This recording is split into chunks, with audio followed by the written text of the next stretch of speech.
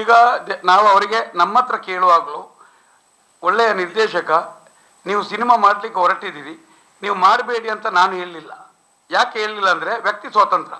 ನಾವು ಹೇಳುವಂಥದ್ದು ಈಗ ಒಂದು ನಂಬಿಕೆಯ ಒಳಗೆ ಇದ್ದ ಹೊತ್ತು ಈಗ ಹಾದಿ ಬೀದಿಗಳಲ್ಲಿ ಹೋದಾಗ, ಈಗ ಉದಾಹರಣೆಗೆ ಈಗ ಪರದೇಶದಲ್ಲಿ ಅಲ್ಲ ಹೊರಗಿನವರಿಗೆ ಈಗ ಅವರು ಆಗ್ತಾರೆ ಬಿಡಿ, ಅನೇಕ ಊರಿನವರು ಇಲ್ಲದವರು ಎಲ್ಲಿ ಇಲ್ಲ, ಎಲ್ಲ ಕಡೆಗಳಲ್ಲಿಯೂ ಈ ರೀತಿಯಾಗಿ ನಾವು ಟ್ಯಾಬ್ಲೋದಲ್ಲಿ ಮತ್ತು ನಂಬಿಕೆಗಳು ಇದು ನಾನು ಸಿನಿಮಾದ ಸಮಯದಲ್ಲಿ ನಾನು ಅದನ್ನು ವಿರೋಧ ಮಾಡಲಿಲ್ಲ. ನೀವು ನೋಡಿದ್ದೀರಾ ಎಲ್ಲಿಯಾದರೂ?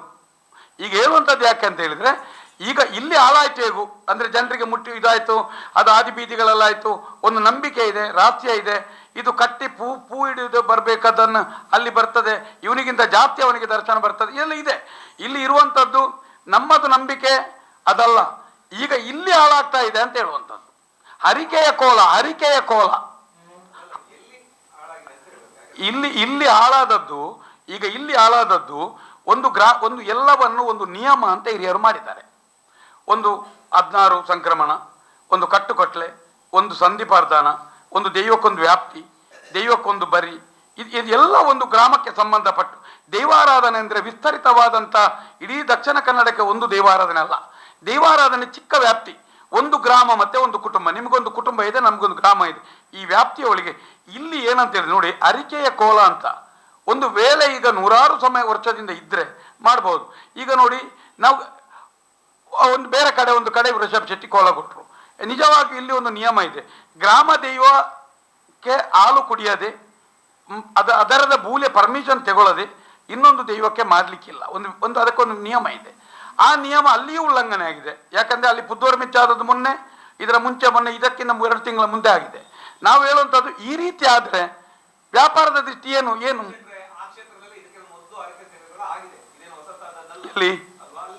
ಎಲ್ಲಿ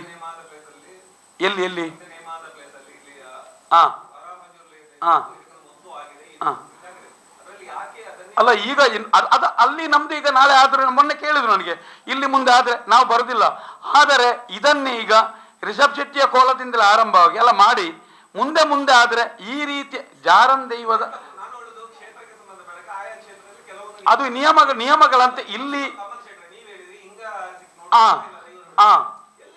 ಇಲ್ಲ ಅಂತ ನೀವು ಒಂದು ನಿಮಿಷ ಸರ್ ಕೇಳಿ.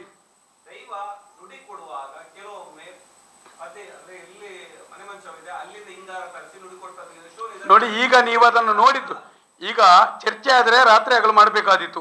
ನೀವು ಈಗ ನೋಡಿದ ಕಥೆ ನೋಡಿ, ಇಲ್ಲಿ ದೈವ ಅಪ್ಪನೆ ಕೊಟ್ಟು, ದೈವ ಅಪ್ಪನೆ ಸಹ ಕೊಡ್ಲಿಕ್ಕಿಲ್ಲ. ದೈವ ಒಂದು ಜಾಗದಲ್ಲಿ ನೀವು ದೈವಕ್ಕೆ ಏರಿಸಿ ಕೊಟ್ಟಾಗ ದೈವ ಹೇಳುವಂಥದ್ದು ಎನ್ನ ಗುತ್ತುಳುಲ್ಲ ಕುಲ್ಲುದು ತೀರ್ಮಾನ ಮಂತಲೇ ಯಾನೈಕ 14 ಪತೆವಾಸ ಅನ್ಬೆ ಅಂತ.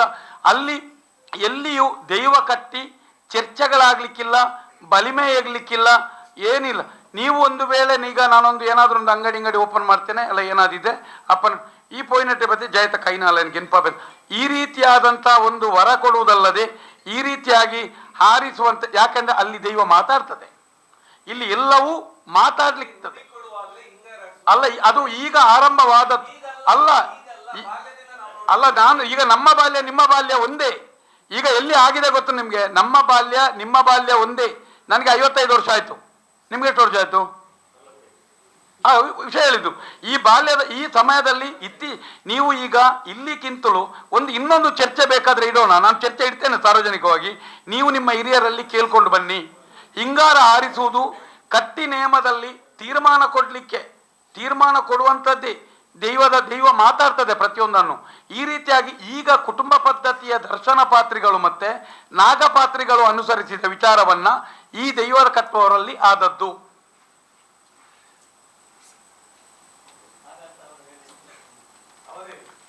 ಅಲ್ಲ, ನಾನೇ ಒಪ್ಪಬೇಕಲ್ಲ. ನೋಡಿ, ನಾನು ಮೊದಲು ಅಲ್ಲ ಇವರೇ ಒಪ್ಪಬೇಡಿ ಅಲ್ಲ.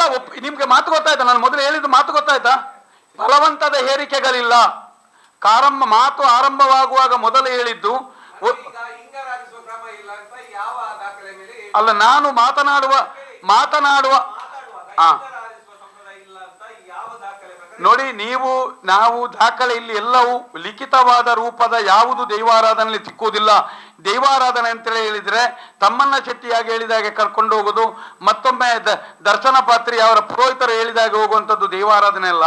ದೈವಾರಾಧನೆಯಲ್ಲಿ ನನ್ನ ಹಿರಿಯರು ತೋರಿಸಿದನ್ನು ಮುಂದುವರಿಸಿಕೊಂಡು ಹೋಗುವಂಥದ್ದು ದೈವಾರಾಧನೆ.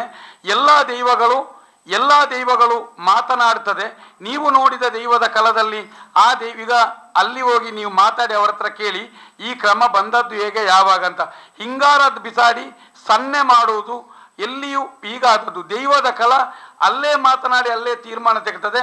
ಗೊಂದಲಗಳಿದ್ದರೆ ಅದಕ್ಕೋಸ್ಕರವೇ ಗುತ್ತುಗಳು, ಬೇರೆ ಬೇರೆ ನಿಯಮಗಳಿರುವಂಥದ್ದು, ಕೂತು ತೀರ್ಮಾನ ಮಾಡಿಕೊಳ್ಳಿ ಅಂತ ಹೇಳುವಂಥದ್ದು ಇರುವಂಥದ್ದು.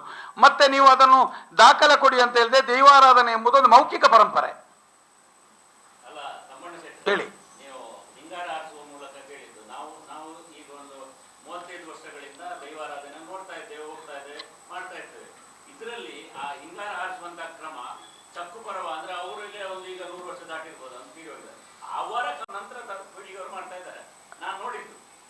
ಹಾಗಿರುವಾಗ ಅಂದ್ರೆ ಆ ಚಕ್ಕು ಪರವ ಅವರ 65 ವರ್ಷಕ್ಕೆ ಮಾಡ್ತಾ ಇದ್ದಾರೆ ಅಂದ್ರೆ ಅವರು ಹಿಂದಿನಿಂದ ಮಾಡ್ತಾ ಇದ್ದಾರೆ ಅಂತ ಅರ್ಥ. ಅವರು ಮುಂದುವರೆದವರು ಸಕ್ಸೆಸರ್ಗಳು ಮಾಡ್ತಾ ಇದ್ದಾರೆ. ಹಾಗಾದ್ರೆ ಅದು ನಡೆದದ್ದು ನಾವು ಕಣ್ಣಾರೆ ನೋಡಿದ್ವಿ. ಗುರುಗಳೇ ನೋಡಿ, ನಾನೊಂದು ಇಲ್ಲಿ ಈ ದೈವಾರಾಧನೆಯಲ್ಲಿ ಇಲ್ಲಿ ಏನು ಗೊತ್ತುಂಟ, ನಾವು ಮಾನವರಾಗಿ ಒಂದು ಚರ್ಚೆಗಳನ್ನು ಮಾಡಬಹುದು, ಸರಿ ತಪ್ಪುಗಳನ್ನು ತೀರ್ಮಾನ ಮಾಡಲಿಕ್ಕೆ. ಯಾಕಂತ ಹೇಳಿದ್ರೆ ಈಗ ಉದಾಹರಣೆಗೆ ಈಗ ಒಂದು ನನಗೆ ಶನಿ ಹಿಡಿಯಿತು, ನಿಮ್ಮ ಹತ್ರ ಜ್ಯೋತಿಷಕ್ಕೆ ಬಂದರೆ ನೀವು ಹೇಳ್ತೀರಿ ನಿನ್ನ ಕಂಟಕ ಹೋಗ್ತದೆ 6 ತಿಂಗಳ ಮುಂಚೆ ನೀನು ಇದಕ್ಕೆ, ಉದಾಹರಣೆಗೆ ಹೇಳಿದ್ದು ಅಲ್ಲ, ನೀವಲ್ಲ ಒಬ್ಬ ಜ್ಯೋತಿಷರು ಹೇಳ್ತೀರಿ 6 ತಿಂಗಳ ಮುಂಚೆ ಇದಕ್ಕೆ ಪರಿಹಾರ ಆಗ್ಬೇಕಂತ. ನಮ್ಮ ದೈವ ಆ ಥರ ಅಲ್ಲ. ತೀರ್ಮಾನ ತೆಗೊಳ್ಳೋದು ಏನಂತ ಹೇಳಿದ್ರೆ, ಈಗ ನಾನು ನನ್ನ ಕಲ್ಲುಟ್ಟಿಗ ನನ್ನದಕ್ಕೆ ನಾನು ಒಂದು ಅಗೆಲ್ಗೊರಪೆ ಅಂತೇಳಿ ಒಂದು ರುಯ್ಯನ್ನು ಎಲ್ಲಿಯಾದರೂ ಈಡಿಟ್ರು ಆಗ್ತದೆ. ಈಗಿರುವಾಗ ನಾವು ಸ್ಪಷ್ಟವಾಗಿ ಇದರಲ್ಲಿ ಹೇಳುವಂಥದ್ದು ಇದಮ್ಮೆತ್ತಮ್ ಎಂಬ ನಿಯಮಕ್ಕಿಂತಲೂ ಸ್ಪಷ್ಟವಾಗಿ ನೀವು ಅದನ್ನು ಮಾಡಿಕೊಂಡಿದ್ರೆ ನೀವು ಪಾಲಿಸ್ಕೊಂಡು ಹೋಗಿ. ನಾವು ಹೇಳುವಂಥದ್ದು ಇದಕ್ಕೂ ಬಲವಂತದ ಹೇರಿಕೆ ಇದು ಮಾಡಬೇಕು. ಈಗ ಮೊನ್ನೆ ಆ ಕ್ಷೇತ್ರದಿಂದ ಹೇಳಿದ್ರು, ಈಗ ಮುಂದೆ ನೋಡಿ ಅದು ನಮ್ದಲ್ಲ, ನಾವು ಅಂಥ ಸಂಘಟನೆಗಳಲ್ಲ, ವಿಚಾರಗಳನ್ನು ಕೊಟ್ಟಿದ್ದೇವೆ, ಹರಿಕೆಗಳು ಅದು ಮಾಡ್ಬೋದು, ನಿಮ್ಮ ಕತೆ. ಅಲ್ಲಿ ನನ್ನ ವ್ಯಾಪ್ತಿ ಅಲ್ಲಲ್ಲ, ಅದು ನನ್ನ ವ್ಯಾಪ್ತಿ, ನನ್ನ ಗ್ರಾಮ ಇದೆ.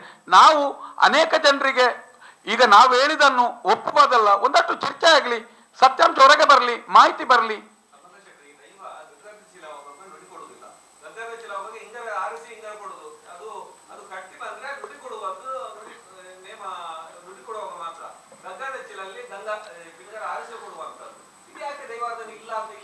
ಮಾತಾಡ್ತಾ ಆಯ್ತಾ ನಿಮ್ಮ ಆಯ್ತಾ ಕೇಳಿ. ಅಲ್ಲ, ಇದನ್ನು ಕ್ಲಿಯರ್ ಮಾಡ್ಕೊಂಡು ಮುಂದೆ ಹೋಗಿ. ಅಲ್ಲಲ್ಲ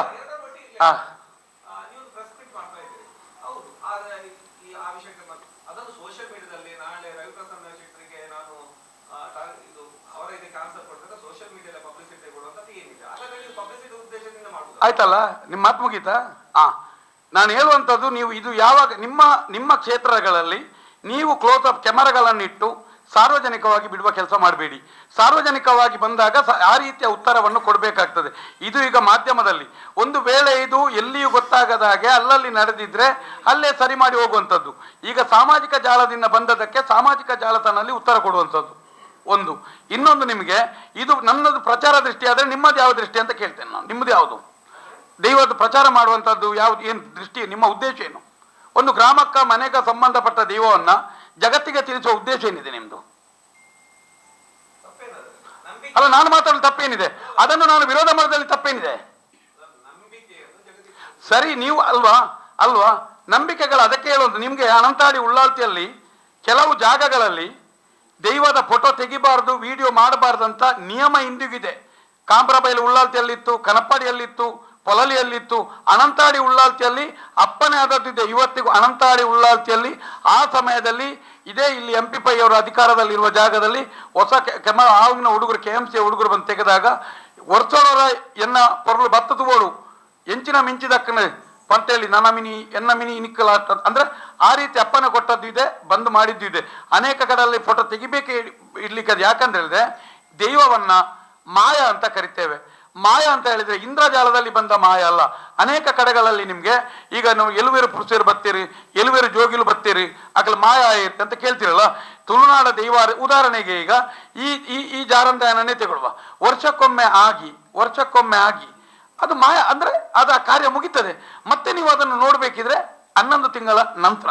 ಅದಕ್ಕಾಗಿ ಬಾಡಿಗೆ ಚೀಟಿಯಲ್ಲಿ ದೈವ ಕೊಡುವಂಥದ್ದು ನಿಮಗೆ ಅಪ್ಪನೇ ಈ ಕಾಲದ್ದು ಮೇಲ್ಕಾಲ ಅಂತ ಕೊಡುವಂಥದ್ದು.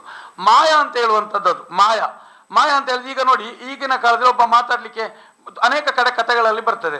ಒಂದು ಹೆಂಗಸಿತ್ತು, ಆ ಮನೆಗೆ ಬಂದು ನೀರು ಕೇಳಿದ್ರು, ಕೇಳ್ತಾ ಒಂದು ಅವನಿಗೆ ಓಡೆ ಪೋಯರ್ ಗೊತ್ತಜ್ಜಿ ಮಾಯ.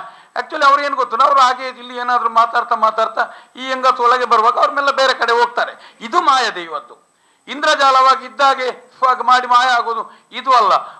ಒಂದು ವರ್ಷಕ್ಕೊಮ್ಮೆ ಮಾತ್ರ ನೋಡಿ ಆ ಮಾಯದಲ್ಲಿ ಅಲ್ಲೇ ಹೋಗಿ ಅಲ್ಲೇ ಇರುವಾಗುವಂಥದ್ದು. ಅದಕ್ಕೆ ಮಾಯ ಅಂತ ಹೇಳೋದು. ಮತ್ತೆ ನಮ್ದು ಇನ್ನೊಂದು ನೀವು ಹೇಳಿದ್ರಿ,